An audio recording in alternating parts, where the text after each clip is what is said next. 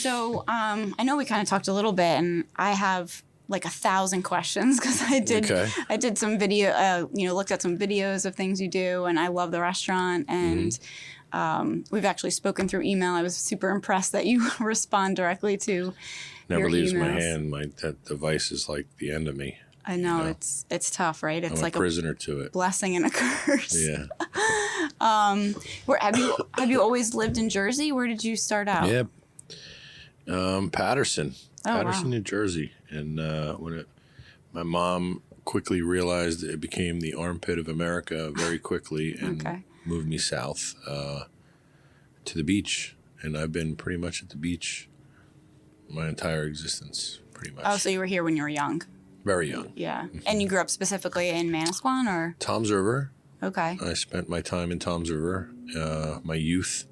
And when I was young and I was working, I gravitated towards Monmouth County. Okay. It was better money. Mm-hmm. And for what I was doing. And eventually I wound up picking up work in a lot of places in Ocean and Monmouth County. So I've been around.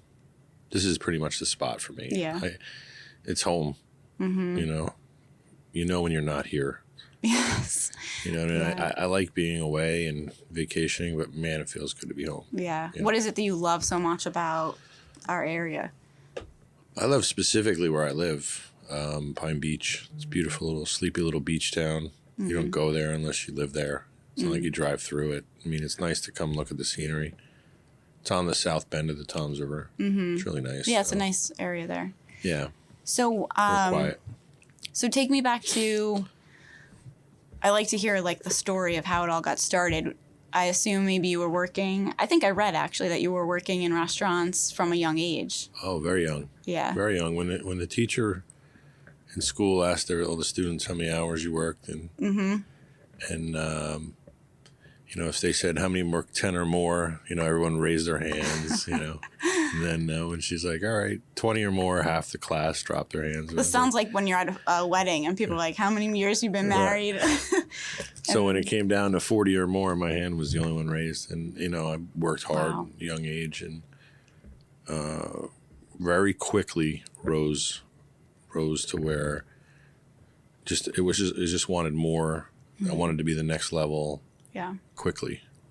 And I think I also read, it really started even before that. You were family dinner. It really hit home for me because family dinner is huge in my family too. It was so big, and we drove 2 hours. Yeah. And standing room only. Little place in the, little place, but you weren't allowed in the kitchen. Yeah. Unless you were helpful or not being annoying. Yeah. So I made sure I was helpful, whether it was washing the dishes or just helping my grandmother stir the sauce, or just be there quiet and watch. And I like the kitchen. The kitchen. Yeah. There's something about the kitchen. Everybody wants to be in the kitchen. It called you. It calls a lot of people, I think so. It called you specifically in terms of cooking, and so you learned with your grandmother. Yeah. Well, it was definitely. She didn't show me technique. It was me. A lot of me was just watching. Eyes open, mouth shut. Taking it in. Yeah. And then a lot of that, I didn't really go to school, paying attention. And then after a while, you understood chemistry, food chemistry, how what went with what. And, over the years, it was different techniques with different chefs. So I got there eventually. What was it that you feel like you took away from the experience with your family and family dinners and grandma in the kitchen? Like, what are some of the values that have stuck with you? Honestly, family dinner is so important, to keep everyone connected. It's been hard, the word connected, over the past year. Definitely. But, connection with family is huge. My mother had this beautiful family, and it was great to spend time with them, once a week. Has that gone away? The big family gathering? Yeah, sadly. Now I have my girls, and we make a point of it. Being in the restaurant business is tough to have family dinner. Mm-hmm. You're cooking for everybody else. But I make sure of it. Mm-hmm. Monday, Tuesday, Wednesdays. That's our nights. And I sometimes pepper in a Sunday.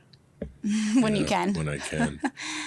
So you're really instilling that in them. That's important to you for them to have that same value in terms of family and connection. But they're hard workers too. They're killers. Yeah. I have 3 killers, which is great. All girls? Yeah. Wow. Killers, you know. What's the advice for raising 3 girls? Let them be and just support them. It's hard, but we give them we definitely, my wife and I have given them a good base, something to look at. And we've given them their freedom. I've never pressured them to be anything. And they've become, and they're slowly becoming, what they were meant to be, I didn't ask them to be a chef or be this or that. I'd love them to be rich, but rich is a funny thing.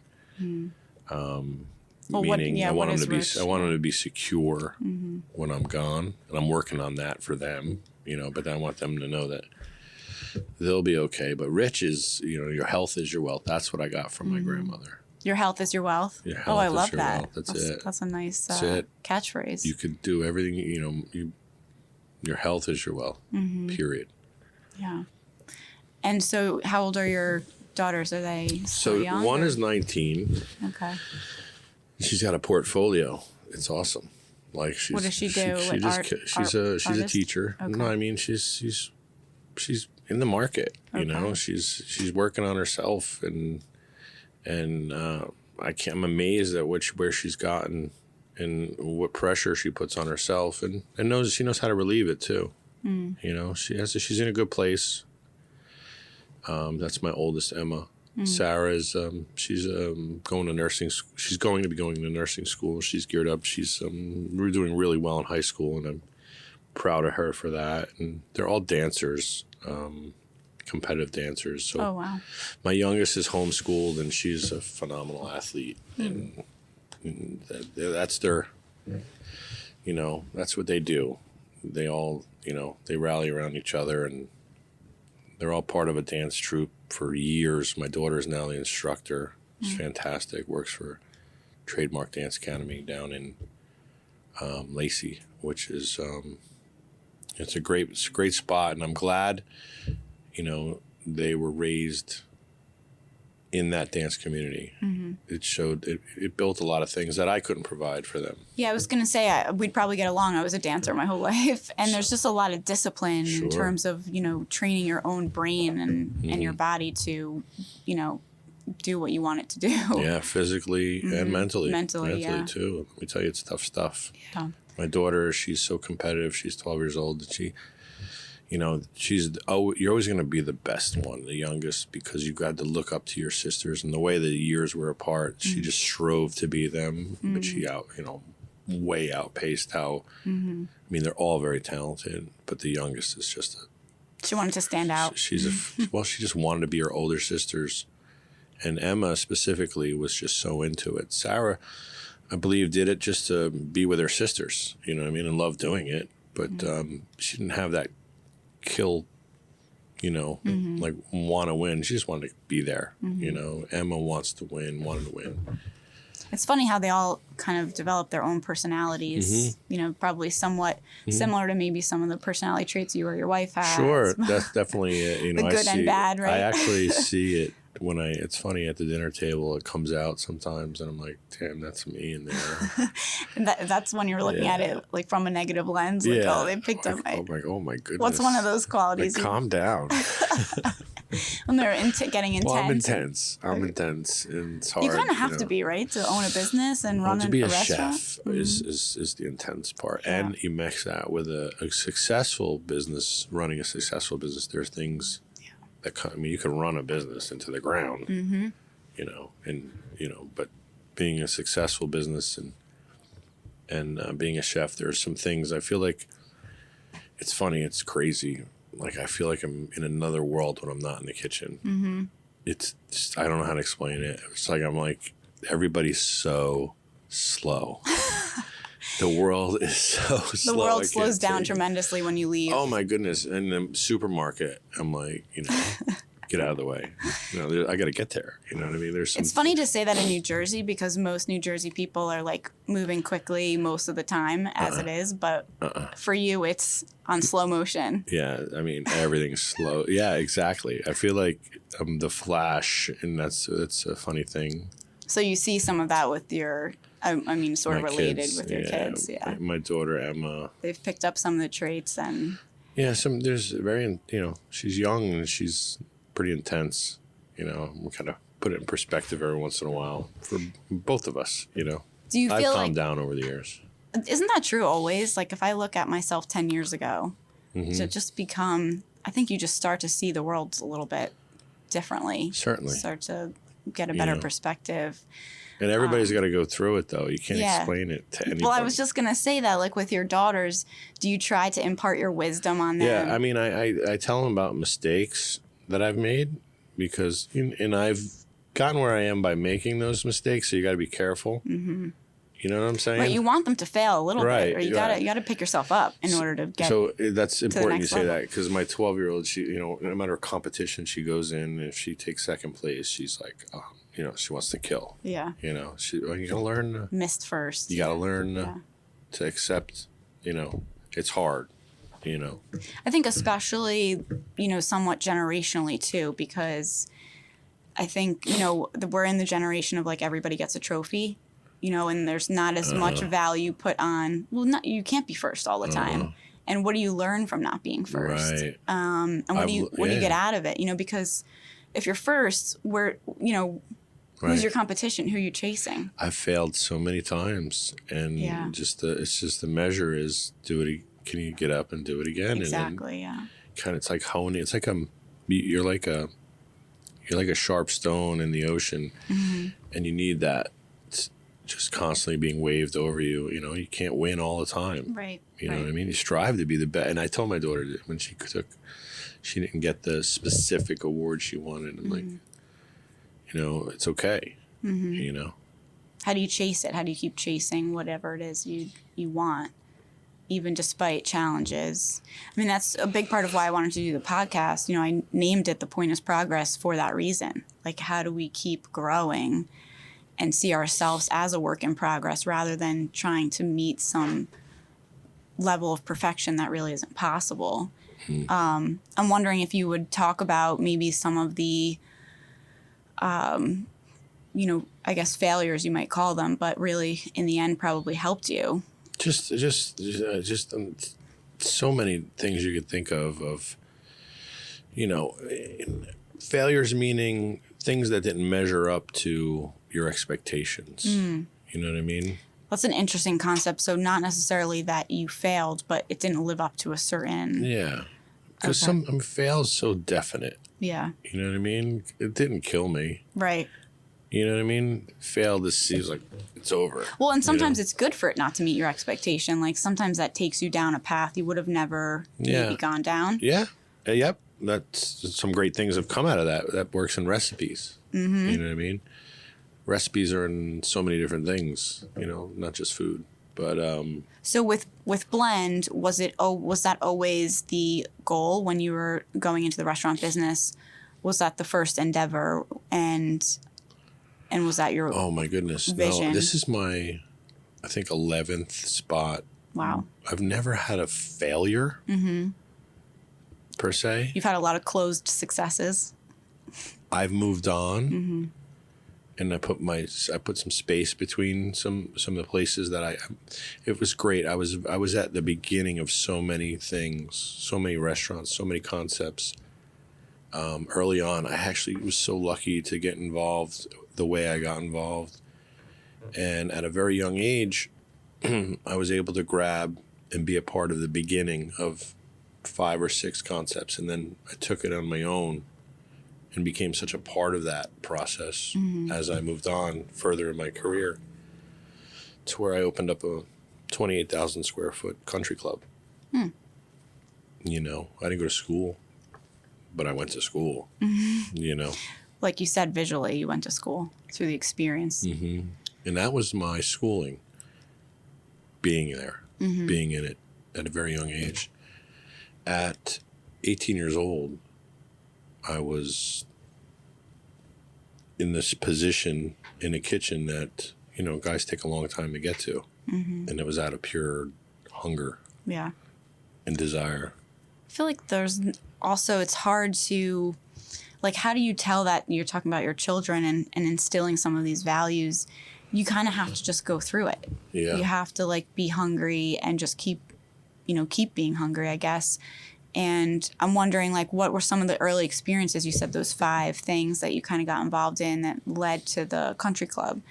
Were there things or, lessons you learned there that really helped you to stay the course and have success? Just to back up, in high school when I was raising my hand, I was working at an awesome Italian restaurant where I was making more money than half of America as a busboy. Mm-hmm. 40 hours a week for sure. Making a lot of money. So I got in it very young, and I was hooked. There was a standard there that helped me. There was a standard at ownership that everything beyond there had to be either better and not short of. Mm-hmm. And that there's so many stigmas that come with the restaurant business. And that beginning helped. There was the structure to keep me growing.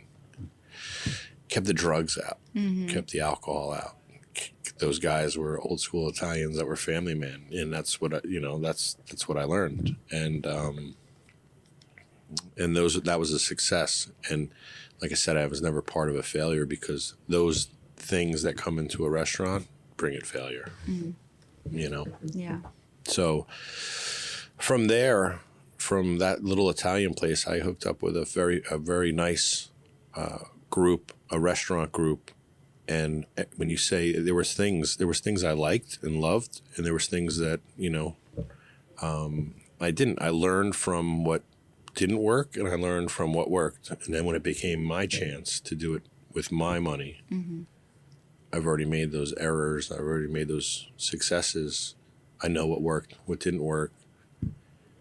I'm not infallible, but the restaurant does well for a reason. I'm there every day, and I'm working it every day.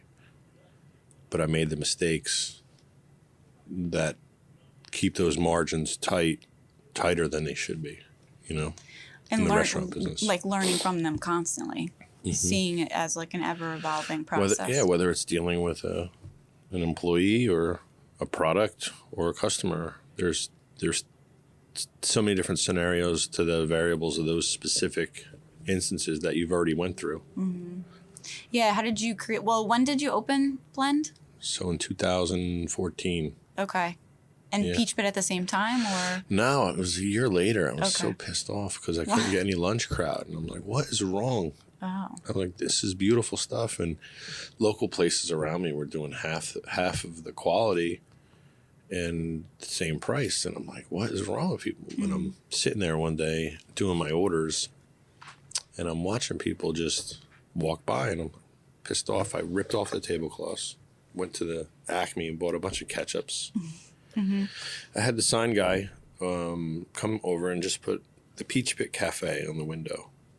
I've been busy ever since. Wow. It's just the most ridiculous thing. But because you tried to look through a different lens and say what... I took the tablecloths off, the wine glasses off. Nobody wanted that during the day. During the day. You know what I mean? And then if we're there for lunch, might as well do breakfast, where people eat. My goal is to get 90 meals a month out of somebody. 90 meals a month you'll never get. You have 90 chances. Breakfast, lunch, dinner. It's a lot of work, but... So that's how you started that. Created a different experience so people could kind of see it as... So now Blend. You want to come for breakfast, lunch, or dinner, exactly what you just said. Yeah. They give a different view. Now, the Peach Pit is not so formal. The Blend is not so catch. It's the same food coming out of the same kitchen, same menu. But for people, the experience feels feels different. So we expose them to something that they never would have thought. You know, oh, I thought blend was this. I'm like, well, it is, and it's still this. You know, we don't gouge anyone. We didn't change our prices, period, through this whole thing. We could have, we should have, but we didn't. Through the past year, nothing's moved.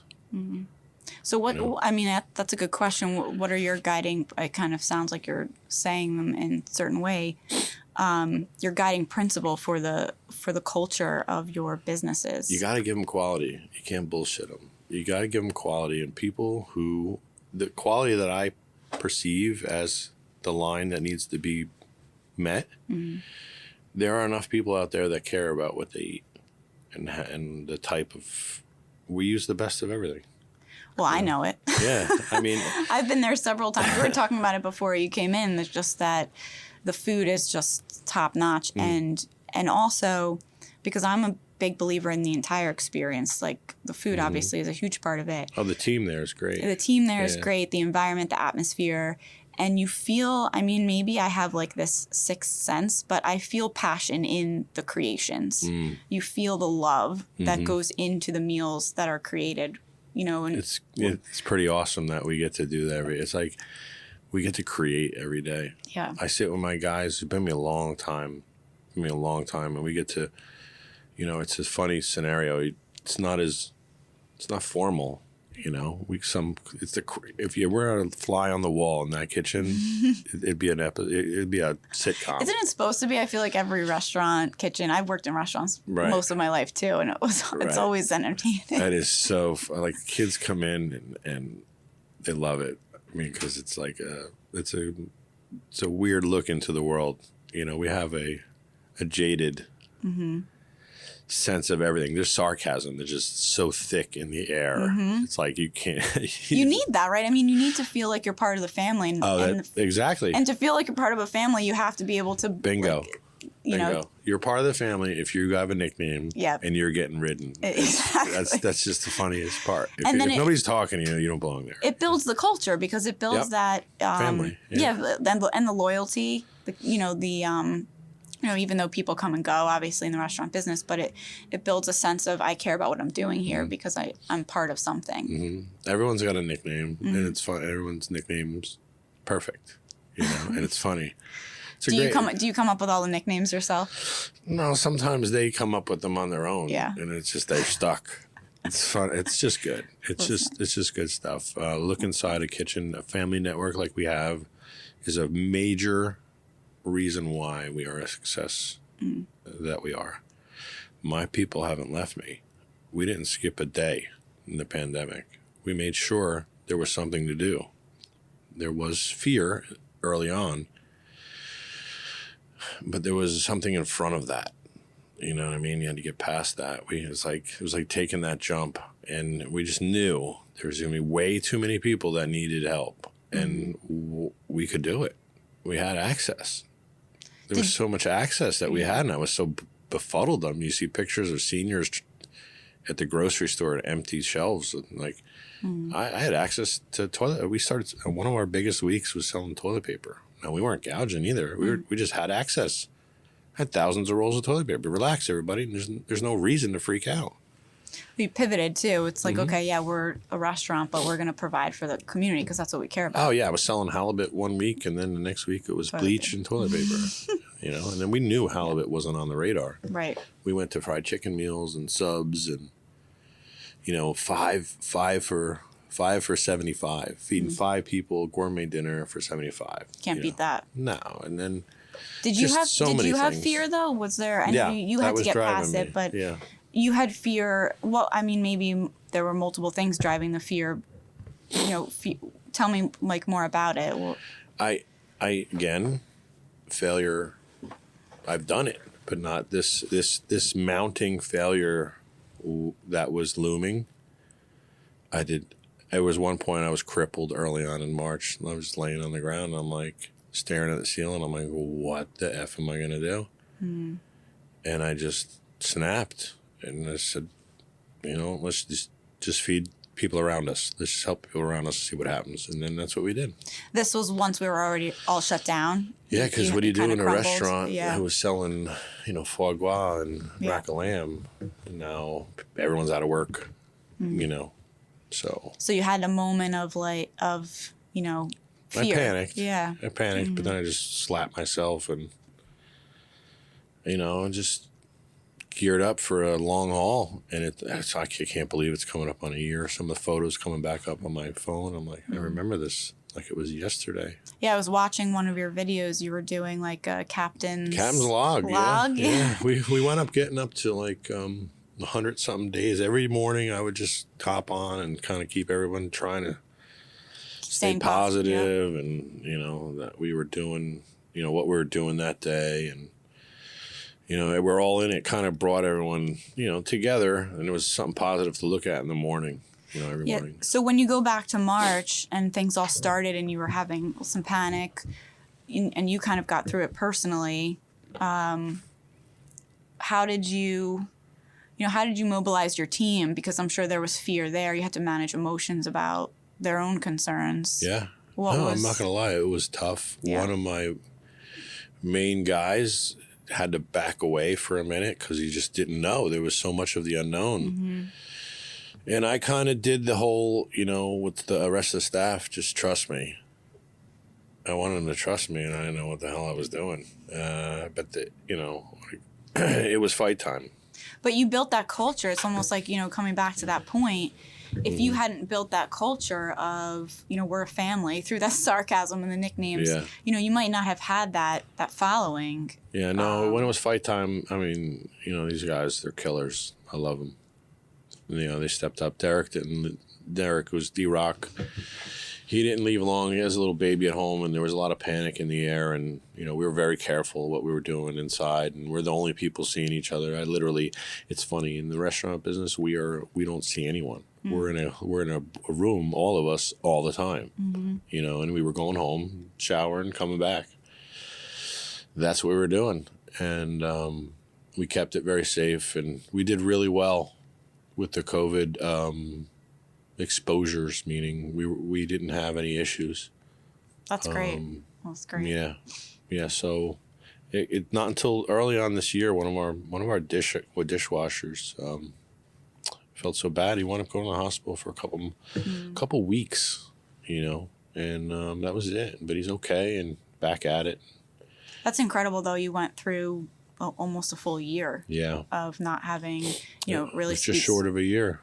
Yeah, it speaks volumes of just the precautions. It wasn't just about the business. It was about keeping people safe. We have static sprayers. The amount of money I spent on, oh my God, how many different sanitizers and, all the stuff you had to do, the gloves and masks to keep everyone, safe. At bay and safe, Yeah.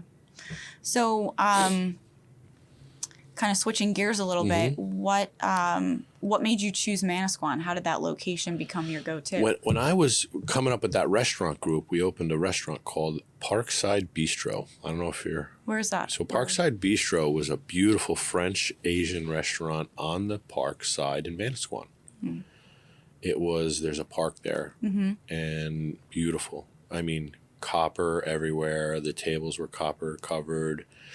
They brought a chef down from New York. I'm young, and I'm like, okay, this is my chance. I'm going to get in his ear. I wound up working next to him for a couple weeks.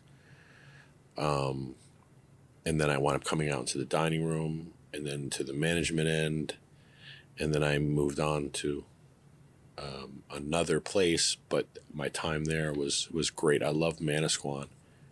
And when this spot became available, I said, I remembered it. It was like comfy. So you actually left, you were working at that restaurant, then you I left and I wound up working for a big steakhouse corporation. Oh, okay. We were doing big steakhouse. So I'm kind of versed in so many things. I had my own little Italian restaurant. I have French exposure, Asian exposure. I'm versed in some island, there's just, it's funny. Food is so connected, different cultures. They might have different ingredients. A lot of methods are the same. You know. So have you brought the eclectic experience Blend. you've had into blend? I mean, is that really Blend where the is a name blend, came? yeah. Oh, wow. That's awesome. Blend is a blend of everything I've done. You know, I've had, like I said, the Italian, the French, the Asian, and it's all in there. Now that you're explaining it that way, I can, it's all coming together for me in terms of the menu and what, the flavors. So, just speaking to what we talked about too, that you had all these experiences that really came together. It's not any one thing. So everything on that menu, or the menus that we use, it's like before when you said that you have the successes and the failures. There are the successes that made it out of failures or shorts. You know, if we shorted ourselves certain ways. And some of the methods that we took were mistakes that made some of the items that we have. Well, like which ones can you Well, I mean, specifically how long we sous vide something on accident made it so great. You know what I mean? Oh, you forgot it? No, you were watching it. No, well, let's taste it. Oh, my God, it's the best ever. You know what I mean? Stuff like that. So there's some things with technique that we bend a little bit. And you know, that's where you get some of these kitchens that they're trying to, raise the ceiling or press the limits. You know what I mean? Sometimes you do it out of error. Right. Yeah. Well, happy mistakes. Happy mistakes, right. I don't make that on the golf course. I just make a lot of mistakes. But as you said, too, I mean, you've gotten to a place in life where you've slowed down, so it probably has allowed you to take other risks. Well, I gotta back up. I didn't slow down. I just stopped being murderous. Okay. In the kitchen. Yeah, maybe I'm less terrifying. And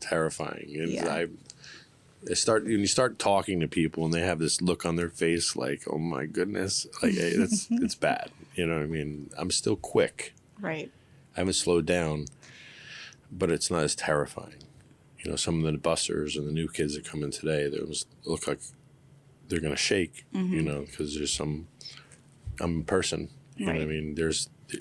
But when the general, the guy in charge, you want me next to you when the shit hits the fan, because I'm going to take you there. You know what I mean? I'll take that responsibility. I've made the mistakes. I'm going to take us there. And that's essentially bringing it back to COVID. That's what I did. You know, again, not knowing a plan, just knowing that it would work out. So, not necessarily slowing down. You still speeding up, still going a million. Yeah, you have no idea. Miles. Today, my day would make people cry, and it's half over. Oh, you still have more. Oh, I'm a monster dinner service coming up, and that's what I just did. Would put people on their ass. Yeah. So I, you said you had a busy day, and I know you've been putting out a lot of meals. Tell us a little bit about. So NJEDA is a program to help sustain. It's a multi-purpose program. It's helping restaurants and it's helping people. We use our organization. And I created Chef Lou's Army because we can get stuff done. You know, early on it changed so many ways, and we actually had to legitimize it because it was getting too big to handle, and you actually have to separate it from yourself completely. And we've applied our 501c3. We're state. Excuse me. The state has recognized us, and we're doing everything we can. And we started this great organization. And we kind of step up when it needs to happen. During Sandy, we were fortunate. We finagled power when no one had power. And thanks to my brother who did that. And we finagled power, and with that power, we fed people. No matter if you were in a fur coat, you weren't speaking English, or didn't matter. You had to eat, and nobody had power. So we were just feeding people, and we just saw how easy it was to mobilize. So it started there. And then, we're always taking care of people in the background because you got to. You got to help your community. But when this hit, it got so big. We were hitting first responders. You heard the news coming out of, I think it was Italy and Japan, China, some of the nurses were just breaking down. I'm like, wow. That's when I realized something was wrong. I'm like, what's going on? It wasn't really on my radar. I'm in the kitchen, you know, I'm like, what the hell's going on? Yeah, you're just living snapping. life. Yeah. We're snapping over there. So we just, we said early on through social media, look, we'll match. You want to donate and buy somebody a meal at the hospital? We'll match it. Blend will match it. So you bought one. Awesome. We bought one. There was 2. Next thing you know, we were sending 2,000 meals. You know what I mean? So all that became so much to handle, so that we separated and created this cheflouisarmy.org. We've raised over $60,000 so far this year. That's awesome. We are a plug-in organization that helps other people. We've helped A Need We Feed. We've helped the VFW. There's some people that we assist through our organization and just get through. We were with World War II George today, we call him. He's, you know, guy's a tough guy, and dropped off a nice care package for him today. So you package the meals and bring them to these locations. So there's a couple restaurants that we've paired up with the organization. One is Blend, and then have Four Seasons, and we're procuring some others that the state is allowing us to use. They've only approved Blend and Four Seasons. And so what we do is, like today, we were down at the First Presbyterian Church, and we dropped off, you know, up to 1,000 meals there. We went with 750 meals to the Toms River Food Pantry. We dropped off, 200 plus meals to Manasquan High School for 27 families that are struggling, you know, through this. So there's just a big need. And kudos to NJEDA for recognizing that, and you know, they're assisting us to help assist other people. Right. Yeah, and it seems important to you to give back. And the community is the answer. You keep going back to the community, and they'll help you out. Yeah. Yeah, and that's, again, like just a big part of why I was kind of excited to do this, because a lot of what's important to me is the connections that we have with people. And you know, not just you and I talking, but how can this possibly impact someone else? Maybe someone who has a desire or dream to open their own restaurant, and maybe something they hear, you know, helps them.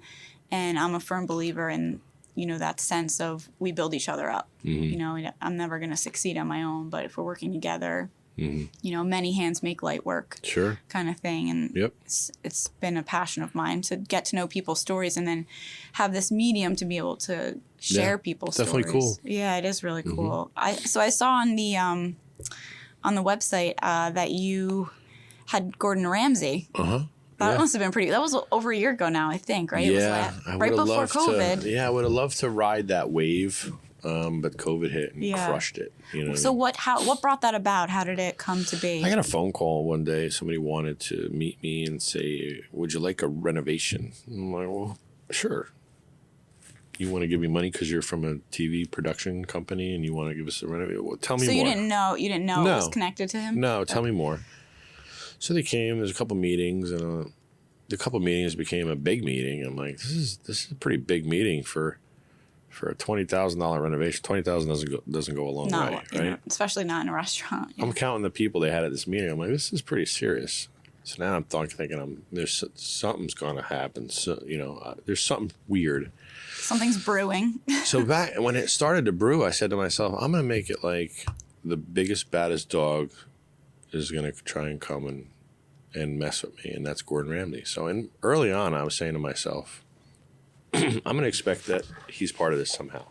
So you kind of predicted it. I'm going to carry myself that way. Okay. So I kind of I let them lead me through it, but I kind of was always weary of what was happening. The process was funny, and when it came down to it, I was just too mean for him. You know what I mean? And if I'm too mean for Gordon Ramsay, I'll take it. That's the best, you know. If the food was good, and you know, I could tell he went through my kitchen because some stuff was upside down the next day I came in. I know when my lamb is covered. I know none of my guys are uncovering the pasta and leaving it like that. you know, the fresh pasta that we have, because then it would dry out and then it's over. So you still didn't know he was part of I it, knew but somebody you were was carrying yourself, like you said, as if he was.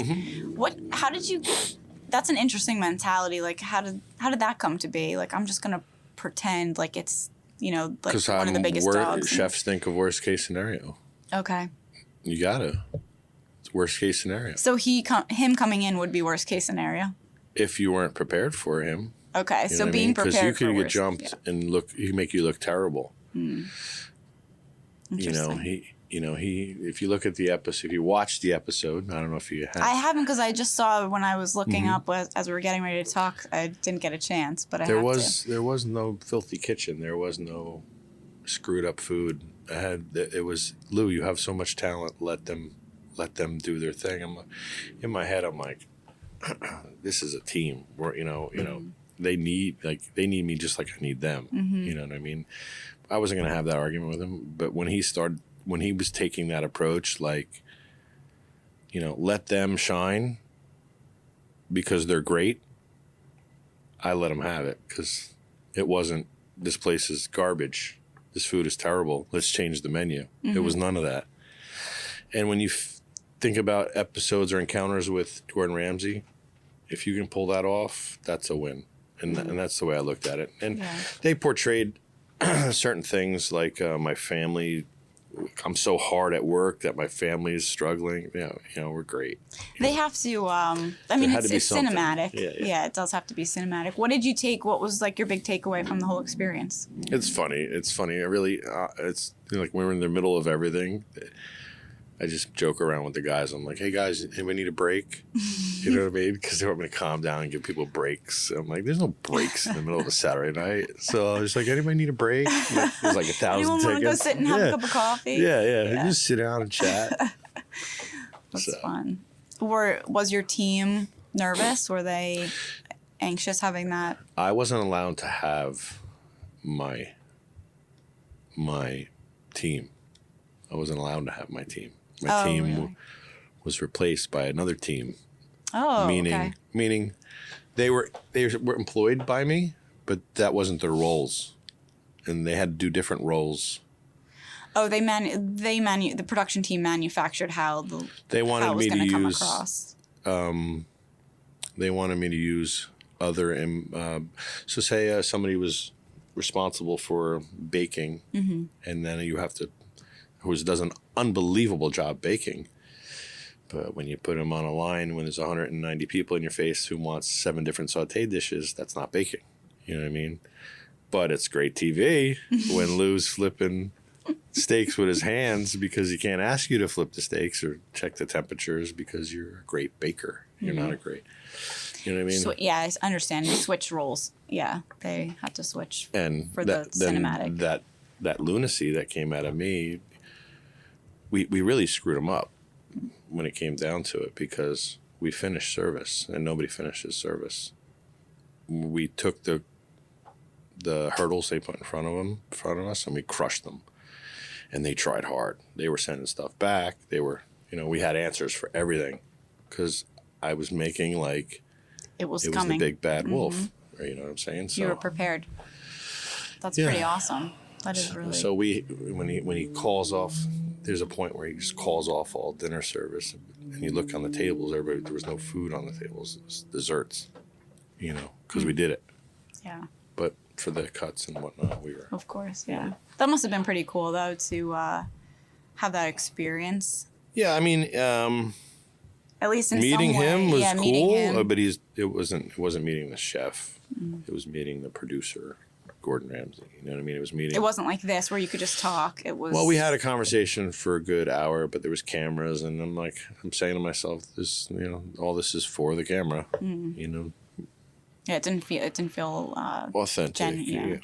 He did give me a great compliment, and I'll take it coming from him. And that's what I took out of it, is that I did pretty good. Again, if you can come out being with his criticisms are, don't be so mean, slow down. It's not mean. I'm loud when I have to, because I got to say it once, got to say it fast, say it quick, because we don't have time for a mess up. You not hearing me. There's 1,000 things behind it. Yeah. You know what I mean? I imagine that because Manasquan is such a tight-knit, small community, that they all really loved that experience. And did they rally around it? Yeah, they had, he was like a rock star when he came. There was people, 7 people deep looking through the windows. That was probably good for business too, I imagine. Well, like I said, it was all good, and then COVID hit. Boom. Yeah. And then it was looking good on the back end. We were looking at all the, the exposure of our brand or our name on a national level. You saw it upticking. You saw what was happening with respect to views and people from all different states now looking at you. People commenting, saying, hey, can't wait to come, or, oh man, you're an asshole, pardon my French, but no, you're good. It's okay. But either way, I didn't care, because they paid us they gave us a renovation. That's pretty much what paying us was. They gave us a beautiful makeover. Don't get me wrong, it was gorgeous.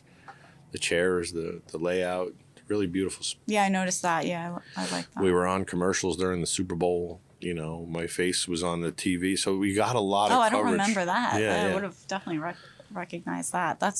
And I always feel like, especially with the restaurant business, like, I guess there could be, bad press, but even like I was watching a video of you reading the bad reviews. It was pretty funny. It's really not bad press because it's funny. Reviews are funny. You don't want to get me that started on reviews.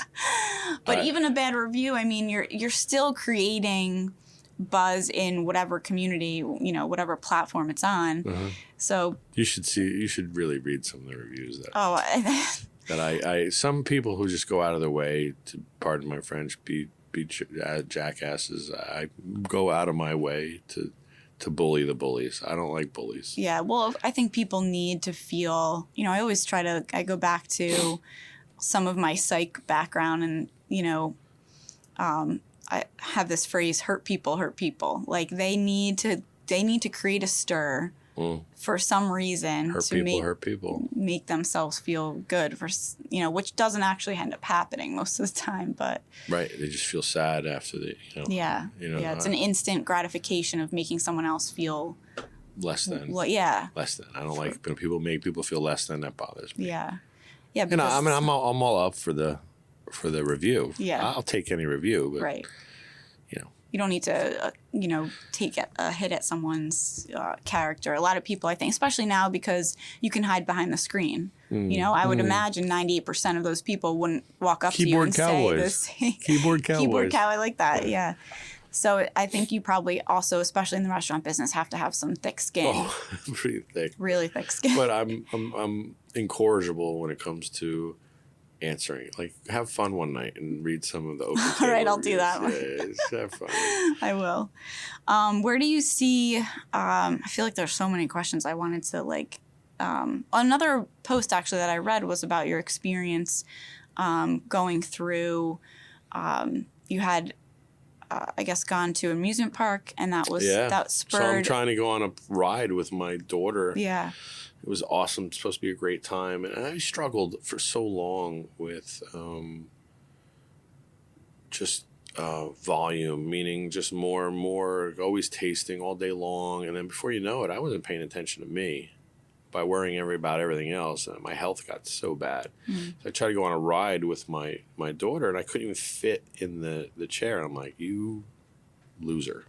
You know what I mean? It made you feel embarrassed. Yeah, it was like, I can't even believe I got myself to this point. So it actually helped me focus on, and then what I did was I put this wall in front. This wall was so hard, I thought, to climb. So I read about the gastric sleeve and what it kind of gives you a chance. You get one chance. They put that wall in front of you 1,000 feet thick and a million feet high, and you can't get over it. So you have to adjust, and you do. But eventually you can find a way over it if you don't maintain the program. There's a lot of people who have failed it, There's a program behind the surgery? Yeah, because it gives you a chance for 3 months. You got a head start. And I took advantage of it. And is it prior to the surgery? Meaning once you get the surgery, there's no way you can eat. So it's kind of stops you from what you did before. Yes. Okay. But you can retrain it to, like, I've gained 20 pounds since my lowest because of, like, COVID cookies, comfort cookies. I couldn't stop. Well, we all needed something to make us feel better. Yeah, but chocolate chip, I'm literally the cookie monster. Chocolate chips only, nothing else. Yes. I don't care about any other cookie on it. Maybe Same. Samoas, but chocolate chips. That's a whole nother, like, category. We can put coconut on a But that's the one thing I needed. And, I realized, too, after the sleeve, like, I don't need to eat so much to be alive. Mm.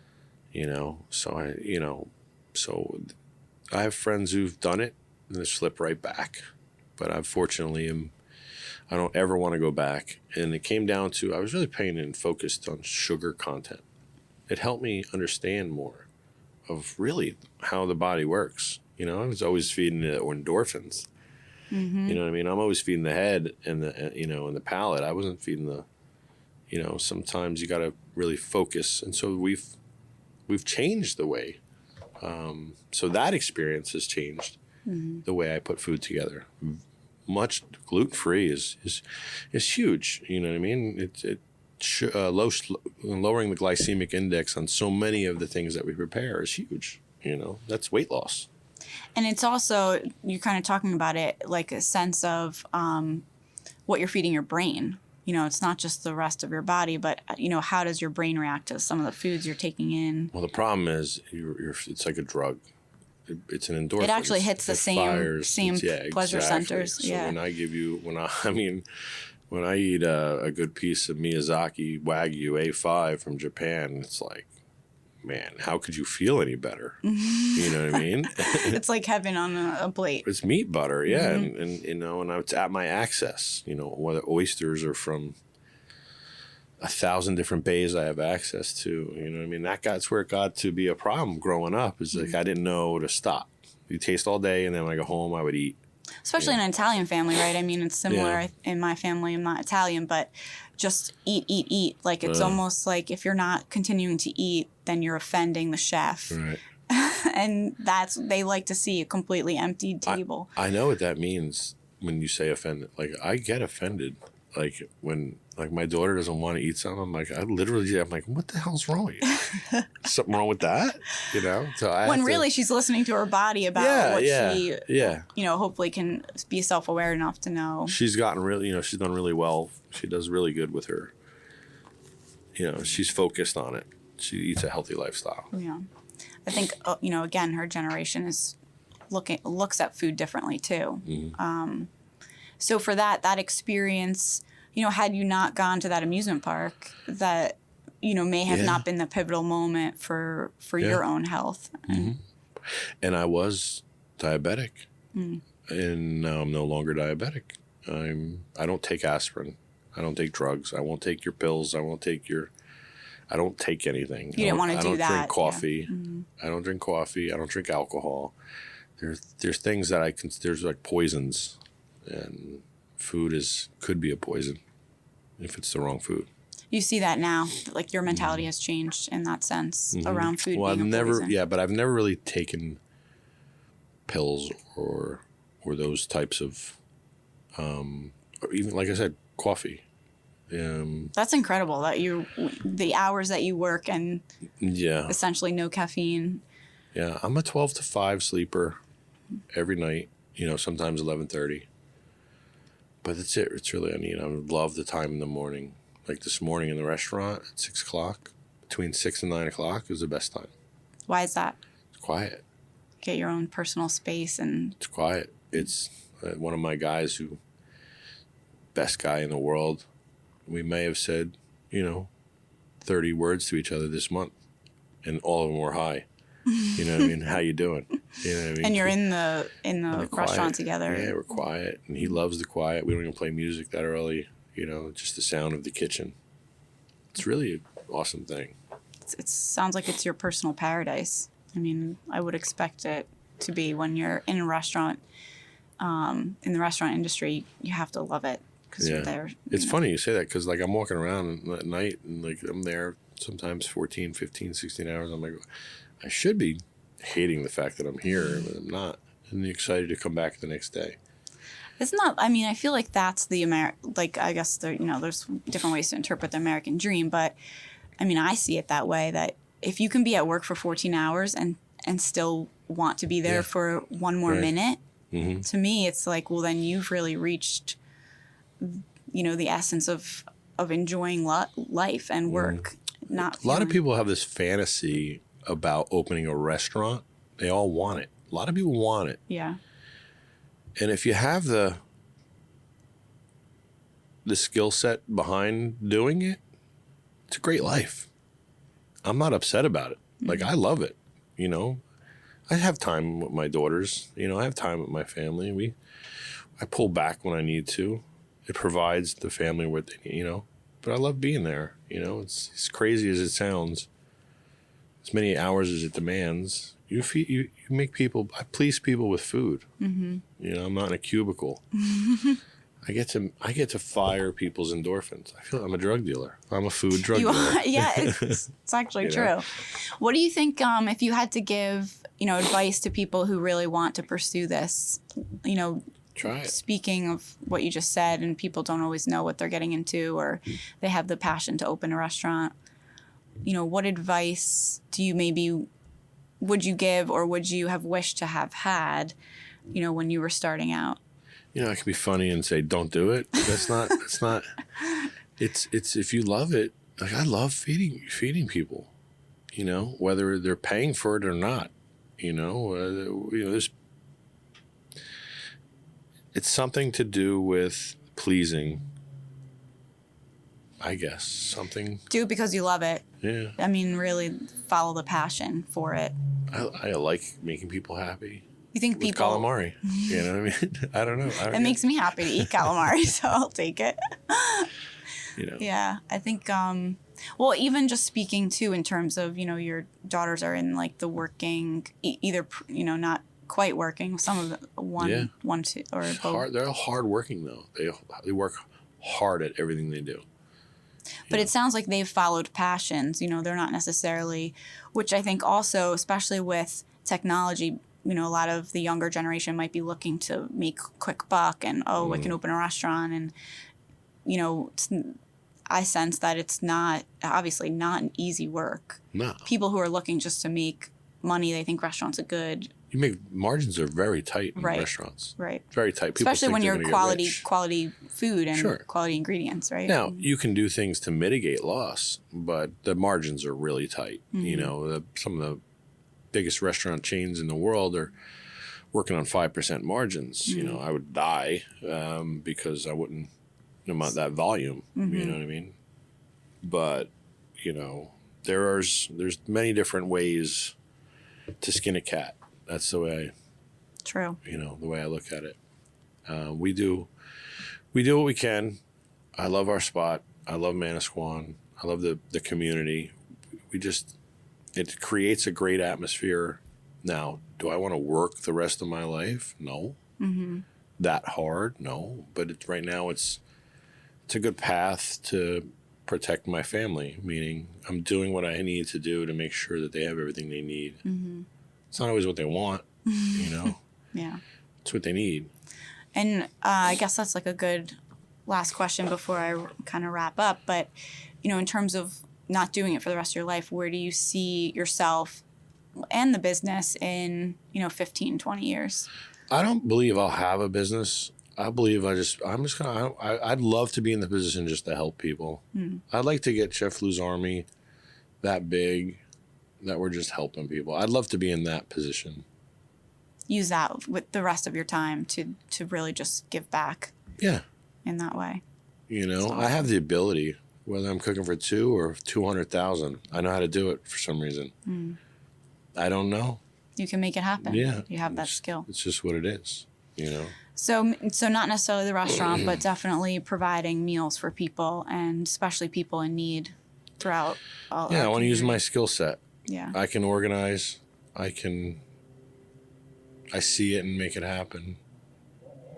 And I can make people happy with food. I'll take it. Yeah. I love the food. It's making me like, my mouth is watering thinking of the meals I've had there. Tonight, like I said, we got a bearing down on us tonight. There'll be a lot of people out. It's beautiful out tonight. Yeah, so. it's gorgeous. Do you have tables outside? Yeah, with heaters. Oh, we don't even really need them tonight. Well, it's a gorgeous day. It gets there's chilly. Something when the sun drops. You know, it gets chilly out there when the wind blowing off the water. But it's great that it's, you know, you're finally back up and feeling a little bit more normal maybe with the crowd. And like I said, you said we pivoted and we'll pivot back when it's ready. We're at 50% pivot right now. When it's time, we'll make other changes. We've changed like 10 times in the past year. Yeah, it seems like you are very adaptable. Like you figure out how to, you know, do whatever you need to fit into the situation given to you. So I wear an octopus on my arm. Oh, wow. For a reason. I've always identified with them. They're pretty smart animals and they adapt. And they'll get out of any situation in harm's way. That's why they have all those legs. And colors, they can change, they adapt. Yeah. You know, they pivot. How did that happen, that it was the octopus that you connected with? I learned young how brilliant they were. It's a brilliant animal. I have to read up on this now. I don't know that much about... You don't know? So... Is it octopi? Here, I'm going to give you something that'll move you. Quick lesson, yeah. No, just watch on Netflix, My Octopus Teacher. Octopus Teacher. It'll teach you everything you need to know. It's 1 hour, a man and his journey, and that's all I'll say. It's a brilliant look inside the life and the brilliant life of an octopus. That's awesome. My Octopus Teacher. It's award-winning. Really? Mm-hmm. On Netflix? You'll see why. That's awesome. All right, so I have 5 questions that are like kind of rapid fire ones Quick fires? We finish. Yes, sure. Exactly. Favorite guilty pleasure currently? Golf. Golf. Do you get to go? I go. I sneak out. My day's long, but I'll sneak out, once a week when the weather's right to the simulator. I'll hit some balls. Okay. But I'm waiting for summer. If I can get out at 7 in the morning, done by 10, 11, back at work. That's your happy place. Oh, yeah. Nice. Nobody can ask you for anything else. That's true. Favorite menu item right now? Right now, our favorite menu item, the beignet bombs. Okay. I don't know if I've had them. So they're beignets. We fry them, but then we fill them with chocolate. And then we serve them warm, and then we toss them around inside like a cinnamon sugar. So there's the cinnamon sugar, chocolate stuffed, and then we top them with powdered sugar. That's like terrible. You have to we're talking about food and stuff. Everything in moderation to some degree, right? Yeah. So you got to indulge a little bit. All right, now I really want that. Who would you love to have a meal with, alive or dead? Me, 20 years ago. Really? What would you say? A lot. A lot. Anything in particular that stands out? Just to help me with the stress level. Because I would learn the most from that. So in terms of what? Helping yourself manage the stress better, or? Yeah. Okay. It's not going to be terrible. It's going to work out. Cutting yourself some slack? Mm-hmm. Okay. That's I think really good. I think everyone needs that at times. Yourself 20 years ago is huge. I remember listening to a interview or something with Matthew McConaughey, and he got asked, who his role model was, and he was like, I'm just chasing myself.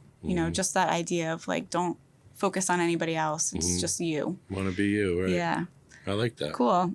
So yourself 20 years ago, awesome. Any book or a show that you're watching right now that you're really into? I freaking loved whatchamacallit. It's escaped me. I just finished it. Award-winning on Netflix. A series? Yeah, it was the I feel like Schitt's Creek. Oh, okay. It's so funny.